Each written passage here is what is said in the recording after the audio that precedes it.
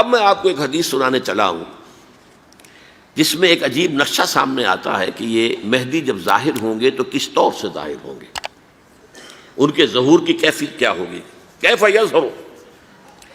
یہ روایت ہے حضرت ام سلمہ سے رضی اللہ تعالی عنہا، حضور کی زوجہ محترمہ ہیں، فرماتی ہیں ام سلمہ عن النبی صلی اللہ علیہ وسلم قال یکون اختلاف عند موت خلیفۃ، موت خلیفۃ۔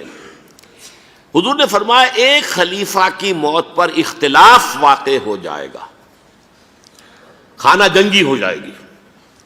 فَيَخْرُجُ رَجُلٌ مِّنْ أَهْلِ الْمَدِينَةِ حَارِبًا إِلَىٰ مکہ، پھر مدینے کے لوگوں میں سے ایک شخص نکلے گا، بھاگے گا اور جا کر پناہ لے گا اور چھپ جائے گا مکے میں۔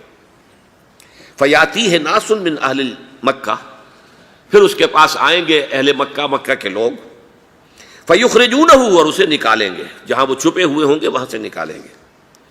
وَهُوَ كَارِهٌ، اور وہ بالکل اس کو پسند نہیں کر رہے ہوں گے، نہ وہ خواہش مند ہوں گے کہ ان کے ہاتھ پر بیعت کی جائے، نہ وہ یہ چاہیں گے کہ وہ میدان میں آئیں اور ان کو جو ہے اپنا لیڈر مانا جائے۔ وَهُوَ كَارِهٌ فَيُبَايِعُونَهُ بَيْنَ الرُّكْنِ وَالْمَقَامِ، لیکن لوگ جو ہے پھر اصرار کے ساتھ ان کے ہاتھ پر بیعت کریں گے رکن اور مقام کے درمیان۔ رکن وہ کونا ہے خانہ کعبہ کا جس میں حجر اسود لگا ہوا ہے، اور مقام ابراہیم جو ہے، ان دونوں کے مابین جو یہ علاقہ ہے یہاں پر وہ بیعت ہوگی۔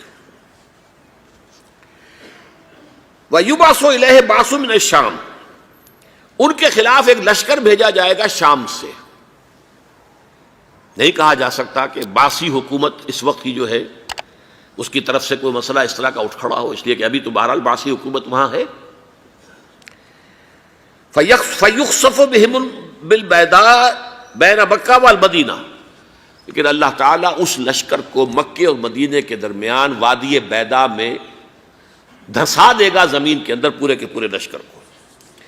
فَإِذَا رَأَى النَّاسُ ذَلِكَ، جب لوگ یہ دیکھیں گے کہ اتنی بڑی نشانی ظاہر ہو گئی، أَتَاهُ أَبْدَالُ الشَّامِ وَعَصَائِبٌ من العراق فَيُبَايِعُونَهُ، اب شام سے سارے کے سارے جو اولیاء اللہ ہیں وہ بھی آئیں گے، اور عراق سے جوق در جوق لوگ آئیں گے اور ان سے بیعت کریں گے۔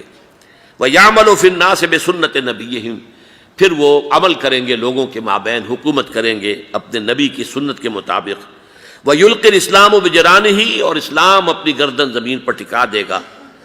وَالْأَرْضِ فِي الْأَرْضِ، زمین میں۔ فَيَلْبَسُ 7 سنین، پھر وہ 7 برس تک حکمران رہیں گے۔ ثُمَّ يُتَوَفَّى، پھر ان کا انتقال ہوگا۔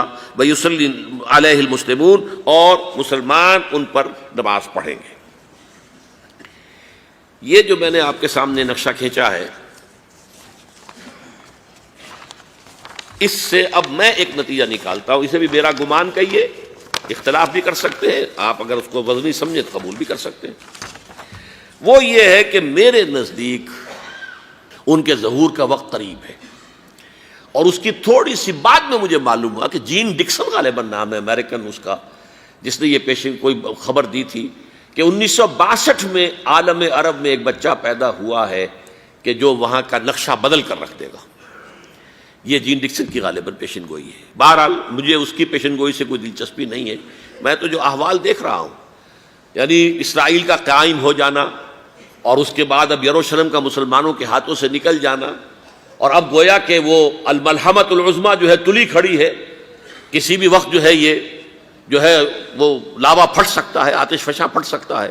تو یہ تمام حالات ایسے ہیں کہ جن کی وجہ سے میں سمجھتا ہوں کہ ایک تو جو قرآن مجید کے اشارات میں نے آپ کو بتائے، 14 صدیاں، 14 دن میں چاند کا پورا ہونا، والقمر اذا اتسق، 14 دن میں 14ویں کا چاند۔ اسی طرح اب یہ 14 صدیوں کے بعد یہ صدی جو 15ویں صدی ہے، یہ در حقیقت ظہور امام مہدی کی صدی